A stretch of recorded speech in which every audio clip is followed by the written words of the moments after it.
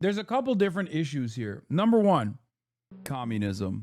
You like the weekend? Thank a union for that. Thank some communists for that, okay? We are following major economic news. New numbers suggesting the U.S. labor market is not as strong as it has appeared to be. According to a preliminary report from the Bureau of Labor Statistics, the U.S. added nearly 1 million fewer jobs than originally reported for the year. What?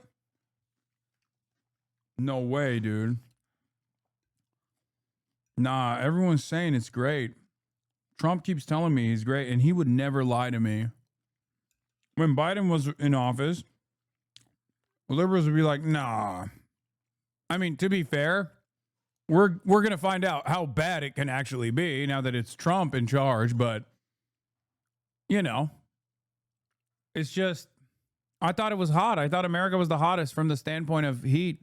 Through March. This is a gigantic adjustment that we're talking about here. And if it holds through February, when the final tally is reported, this would mark the largest annual revision ever. CNN's Vanessa Yurkevich is here. Look at those two numbers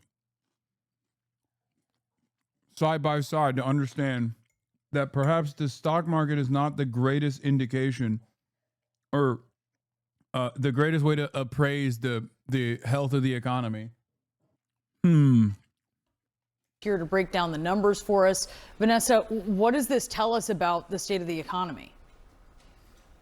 Well, it certainly shows that in the months of April 2024 through March of 2025, the U.S. economy, in terms of the jobs market, was a lot weaker than we had originally expected and which we originally seen as reported by the Bureau of Labor Statistics. But today's report is an annual report. It comes out every single year, and there's been some sort of revisions that the BLS has done for the better part of 90 years now. What is a little atypical about this report is that the revision is so large. It is the largest on record, 911,000 jobs to the downside, fewer jobs added over the course of that 12-month period. If you average that out, that's about 76,000 fewer jobs added each month. And that time period that we're talking about, that is mostly under the Biden administration, just a couple months, 3 months under the Trump administration. Now, sectors that really saw the steepest number of jobs lost in terms of what we thought was going to be there, but actually didn't end up being there, was trade, transportation, and utilities.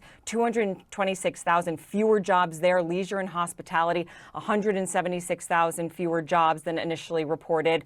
And for professional and business services, 158,000 fewer jobs than initially reported. But as I said, this is typical. These revisions certainly do happen. But to the downside, one of the reasons, or a couple reasons rather, that this does happen is because the Bureau of Labor Statistics is really trying to work with survey data that they get from businesses. So some newer companies may have suggested that they were hiring more people than they actually did. And that No. What? No. What? You mean to tell me to keep lying about how many job openings actually exist to make it seem as though these businesses are growing, but it's all a lie? What is going on? That would never happen. I'm so shocked. This is shocking, I tell you. This is my fault. I'm a small business and I pledged to hire 11,000 workers. Listen, we got a little ambitious, okay? Here at HasanAbi Enterprise, we got a little ahead of ourselves. Did anyone question, didn't this happen under Biden? Yes, it happened under Biden as well. The problem is, the trend lines are really bad. Like the direction that we're heading in, it's not just immediate action reaction. It's not just about like, oh, the jobs reports look terrible. There's a couple different issues here. Number one, we constantly look at two metrics to understand the health of the economy overall. And these two metrics actually don't present a clear picture. I would say three metrics. Number one, stock performance, the stock market performance overall. This is an incredibly stupid, incredibly narrow focus on trying to make an assessment on the health of the economy overall. It's incredibly stupid because the stock market is a unique system of exacerbated wealth disparity where the top 10% of wealth in this country own 90% of the stocks. And as is the case with wealth consolidation, everywhere else, and including in the stock market as well, that the gains are privatized, but the losses are socialized. So when it's doing well, you don't necessarily see the benefits. You feel like you're seeing the benefits, you know, your 401k looks good, whatever, but when it's doing poorly, you definitely feel the impact. So that's number one. Number two is the GDP. Okay? GDP is not a good metric of the health of the economy either. Look no further than the GDP of a European country, a European capital, as opposed to like, I don't know, fucking Alabama as a state. Alabama as a state will have a higher GDP than a European capital. Would you say that the people living in that European capital are living worse lives overall than like the average poor person in a place like Alabama? No, of course not. You know, look at the UK versus Alabama. So it's once again not a real metric for the success or the health of the economy. It's not a very good representation of the health of the economy at all. One of the reasons why we have this massive GDP, massive explosive GDP is because of, for example, private healthcare. Private healthcare should not exist. It shouldn't exist at all. And yet it is expansive. It has it brings a tremendous amount of revenue. A lot of money is exchanging hands, even though it is a middleman that is unethical in its existence and is totally there just to generate profit, generate revenue, create revenue. It's a massive industry, all right? That is among many other reasons why American GDP is so large. So last but not least, okay? Last but not least, the last metric for a healthy economy that is also, once again, patently incorrect is unemployment, okay? We look at the rate of unemployment in this country, and it's at 4.3%. What are you talking about? That's actually somewhat healthy. You don't want full employment because then, then you have labor has too much power, right? That's like a thing that people bring up. And you don't want like unemployment over a certain percentage because that means like the economy, there's too many people that are not working. But unemployment in and of itself is actually not a good metric for the health of the economy either, because it actually does not show the much larger number of underemployed people. Okay? When you look at underemployment, people working part-time gigs, for example, or people working way below the wages that they normally should be getting, you realize that the underemployment rate is so much higher. It's around a quarter of the fucking economy, the job market. And that is massively consequential. Okay?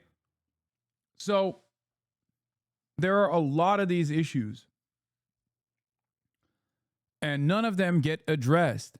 So when these guys are actually talking about the health of the economy, but they fail to consider what the actual problems are, you basically arrive at this false notion that like, well, things are looking better, things are rebounding, the economy is going to rebound.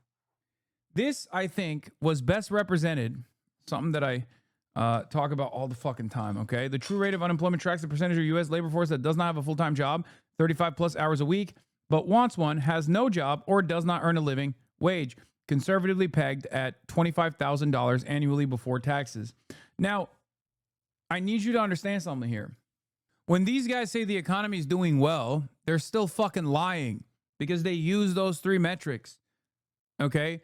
Or when they say the economy is doing poorly, they're technically not lying because it's been doing poorly for a long time, but they're not correct in their assessment. My point is that the economic anger and resentment, the uncertainty that people have felt was the reason why Bernie Sanders was so successful in the 2016 primaries and why Donald Trump won in the 2016 elections. And people refuse to recognize that. And that's precisely the reason why after Joe Biden's victory in 2020, when the economy obviously was slated to rebound or whatever by the last quarter, even though in the first 3.5 years of Joe Biden's rulership post 2020, Americans experienced negative real wage growth for a year and a half. This never went away. This resentment and anger never went away against Biden. But the reason why, even when they were talking about how the economy is rebounding, and it certainly did, it trended positively towards the end of the Biden administration. The reason why I kept repeating over and over again that this is still not a success was for the very same reason that when the economy was seemingly hot, all the way back in 2016, for the average American, it still was not working. And there has never been a point, I would say, since 2008 especially, where the economy has actually worked for the working class. Not at all. So whenever these guys run the same back and forth on, jobs numbers, unemployment numbers, GDP numbers, all this shit, they're actually refusing to factor in how terrible the economy is for the average working class American. Okay? At survey data, the response rate has really dropped in recent years. So they're trying to merge survey data with now in this report, Brianna, much clearer and much more pointed tax filing data that businesses provide. And they're trying to merge those two and trying to paint a clearer picture. But also in those tax filings from companies, they will not be reporting undocumented workers. And so we know that they are a large portion of the labor force, but they will not be counted in this report. That is also why you can potentially see that this number is revised a lot lower than was anticipated. Yeah, parallels to your analogy about giving a homeless dude $1 and expecting them to be grateful. Not even $1. You walk by a homeless person and you chuck a fucking dime at them, and then they turn around and they spit at you and you say, "What do you mean? Your financial circumstances have improved by 10 cents. I just gave you 10 cents. How dare you not be grateful?" That's it. Simply an explanation of how GDP is not a perfect Let's say metric. you pay someone $100. Oh my God. It's going to be the 3-minute version of the two economists walk into the woods argument. Okay. It's one that I use all the time as well. Okay. Two economists walk into the woods. One economist says to the next, "There's shit right there. I'll give you $50 if you eat that shit." The economist eats the shit and takes the $50. Okay? Then they keep walking. There's another shit on the ground. The second economist who just ate the shit turns to the first and says, "Hey, I'll give you $50 if you eat that piece of shit on the ground." First economist says, "Yes, I'll take it." They stop and they go, "What was this for? We both ate shit and the $50 is back in my pocket." First economist says, "Aha, well, we just increased the GDP by $100. That's it. Is it shit from a butt? That is $100 worth of economic growth. You just butchered that fucking joke, man." No. What do you mean? That's it. That's the joke. $100 to clean your apartment. Well, congrats! You just boosted your country's GDP by $100. But here's the catch. If you cleaned your apartment yourself, the GDP wouldn't go up at all, because there wasn't a sale. Even if you'd produce the exact same output as someone else cleaning your apartment. That's one reason why it isn't a perfect metric. So if you've ever wondered how it's possible for people to survive in some countries with really low GDPs, it's partly because they do a ton of these activities themselves without a sale. Activities such as farming for food, cooking, child childcare and elder care. None of that gets counted towards GDP, whereas buying takeout and paying for a daycare would count towards GDP. So how exactly is this metric calculated? Well, it's this whole formula, but to oversimplify how it works, you start by just adding up every dollar people spend in your country. The idea is that when you spend $1, someone else must have had to produce something worth $1. So how much we spend is how much we produce. Okay, but what if you spend $10 on a t-shirt at a local shop, but it was produced abroad? Then wouldn't this methodology add $10 to your country's GDP even though your country didn't produce this $10 t-shirt? Well, to factor that out, we subtract imports, so that you're just left with the items that your own country produced. And the reverse is true for exports, where you add exports to the amount that your country produced. Now, the only thing with our modern globalized economy is that the math is never this clean, since almost every good we have is produced by a bunch of countries, not just one. But no worries, because you could add up just the parts of a good that your own country produced. For example, let's say you produce and sell a bike in the United States for $500, but you had to import a bunch of parts for the bike for $300. That means that you add $500 to the US GDP when you sell the bike, but subtract $300 for your imports, meaning that you increased American GDP by $200. But okay, the math still isn't this clean either, because corporate accountants kind of mess with these numbers. For example, you would think that if Apple sells an iPhone for $1,000, but paid $300 abroad to get it manufactured, then Apple increased the US GDP by $700, right? Well, not really. A lot of that $700 actually went to Ireland. This is because Apple wants to avoid paying taxes, so Apple created a subsidiary company in Ireland, and that Irish company technically owns the intellectual property rights for the iPhone. In fact, when Apple transferred its intellectual property to Ireland in 2015, this boosted Ireland's GDP by so much that the IMF estimated that 25% of Ireland's GDP growth in 2017 came from the iPhone. Though obviously the Irish people don't benefit at all from this GDP growth, as there weren't that many Irish engineers, designers, or workers hired to make this iPhone. And Irish people don't get to keep Apple's profits. And this is just one example of corporate accounting that messes with the numbers, but these type of practices are extremely common. And there are a lot more flaws with GDP as a metric in general. For example, if an oil spill happens and you have to spend $2 billion to clean it up, well, that boosts the GDP by $2 billion. Even though oil spills intuitively should be a negative thing, especially for the environment. The reasons why GDP is so flawed could be an entire video on its own, but hopefully this gave you a good overview on how the basics work. This is a 0 out of 10 explanation because he did not talk about two economists walking in the woods and eating shit. Sorry. I'm just saying. Yes, you're right. A truly flawed video. Job applications have been turning into a nightmare process for a while, but this got dismissed as some TikTok derangement vibe for years while the labor market was tight.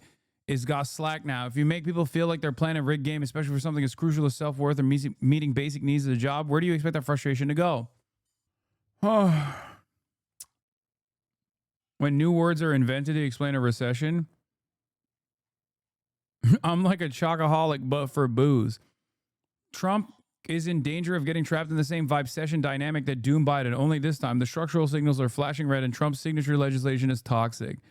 Using vibe-session to describe distress caused by a stuttering economy reminds me of the classic Onion piece. Yeah. This time it's going to be worse, though. Like, that's the other thing. It's going to be worse. Donald Trump is ill-equipped to deal with anything, really. But, well, especially this. And this revision, Vanessa, covers most of President Biden's final year in office, as you noted. It also comes after President Trump in If you think being rich is antagonistic or contradicting within socialism, wait till you get a load of China. Chatter said, clearly you're hypocritical because here you are, wealthy, preaching the gospel of socialism. What you should do instead is move to China, which is, of course, a nation in abject poverty because of socialism. China is the OG. Socialism is not a poverty cult. To be rich is to be glorious nation, dude. Is there a chance you're both kind of right, though? It's true, though. You got to admit. Oh, my God. Oh, my God. No, it's not. You want to know why it's not? Because I'm not fucking trading stocks. I'm not like operating a business where I'm exploiting the labor of others. Okay? That's the difference. I could. I'm not a fucking landlord, you know? I'm not engaging in the act of capital accumulation, even within the confines of like acceptability. So no. The Piker Broadcasting Service is sponsored only by you, the viewers, for you, the viewers. Okay? Open presents. Thank you for the 25 gifted subs. Quite a spectacular fashion, fired the commissioner of the Bureau of Labor Statistics. He accused her without evidence of rigging the numbers in favor of Democrats. Is there any reason to doubt this new data? Hasan with the dog shit takes. Never MAGA. Yes. Hey, MAGA, watch this, bro. There isn't, and that is because Watch as a viewer this, at home, MAGA. you may be saying, wait a minute, these numbers keep changing up and down, but that's actually to get the numbers to more of an accurate representation of You're the gonna say, jobs Mr. market. President, As new no, data comes Mr. in, President, more we are surveys winning come so in, much. More data points come in. The Bureau of Labor Please, Statistics no more is winning, able to Mr. get to a President. more And I'm gonna accurate say we're picture gonna of the keep jobs winning. market. And Brianna, in February of 2026, So we will much actually winning. get the final annual number for what the labor market looked like this year. Also worth pointing out that the commissioner of the Bureau of Labor Statistics, Brianna, doesn't have any oversight over the Yeah, he's destroying the woke jobs, dude. You see, you don't understand. He's destroying all the jobs that were given to the woke. Okay? All the woke jobs are gone. It's just the non-woke jobs that remain now. We're winning. of this data. They're not involved in the data. And when these big jobs reports comes out on a Friday, the commissioner doesn't even see that data until the Wednesday before. And William Beach, he's a former BLS commissioner under President Trump. He's told CNN that when he was commissioner, he was locked out of the process in the building of which this data collection was happening. So the commissioner is so far removed from this process that they have little involvement. However, we have heard from the Bureau of Labor Statistics that certainly the BLS could do for an Per the Financial Times, manufacturing is the worst economic position of any sector of the economy at the moment. The U.S. has lost 78,000 manufacturing jobs so far in 2025. Those tariffs sure are working great. Yeah. You know what else is really good, by the way? Normally, this is a person who is antagonistic to everything that I believe and everything that I talk about. But in this situation, they are right. Okay. But you know what's really good? Deporting a bunch of Korean nationals after allowing them to work in the country to build a fucking massive battery facility that is going to hire 8,000 Americans. That's right. That was a real victory, a real W by the Trump administration. What makes it even funnier is that happened a week after Donald Trump touted getting hundreds of billions of dollars of promise notes from the Korean government. Okay? So good. It was so excellent. What an excellent move, Mr. President. You are so bold. This guy said, Hasan is anti-China takes. Well, Hasan doesn't know shit about the Philippine Maoists. They're called the CPP-MPA. They are seen as terrorists, bandits, kidnappers by the Filipino people for the past 50 plus years. Literally negative motion and universally hated in the Philippines. Stop misinforming people with your misleading anti-China takes. Yeah, as opposed to the fucking neo-Nazis that the American government always utilized when causing instability in the countries that they wanted to dominate. What the fuck are you talking about? We're just saying that the guys are fucking Maoist and China could use them to foment instability, to cause instability, and then, take over the country in a way that suits their purpose. It's not whataboutism at all. Also, it's not the only It's not the only Maoist group or Maoist formation that China is like actively against. Do you think that the Chinese government is given arms to the Filipino government specifically because of the good nature of their heart? No, it's just because they think that this is the better version of soft power initiatives, which has been a failure so far. How can they, if the CPP is universally hated in the country? I don't know. In the aftermath of World War II, do you think the fascists were actually super popular groups in all of the countries where they inevitably took control over the country? My point, like, America uses ISIS, dude. What are we talking about? Like, it doesn't matter. My statement is not about how awesome the Filipino Maoist movement is. My statement is more so about China's reluctance to engage with any country and intervene in any country on their domestic affairs, even if it's potentially to their benefit. That was it. That was all I was stating. America, on the other hand, does not even shy away from utilizing ISIS to foment instability. Does China arm Palestine? No.